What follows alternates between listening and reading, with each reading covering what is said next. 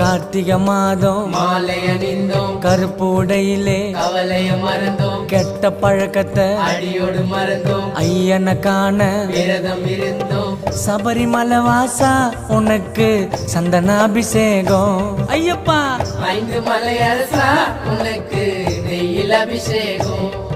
எங்க உள்ளமே உருகுதையா உன் பூமுகம் கண்டதுமே, மன கஷ்டங்கள் தீர்ந்ததையா உன் சரணத்தை சொன்னதுமே, என் நோய் நொடி பறந்ததையா பம்பை நதியினில் குளிச்சதுமே, என் கண்களும் கலங்குதையா உன் அழகிய திருவடியில்.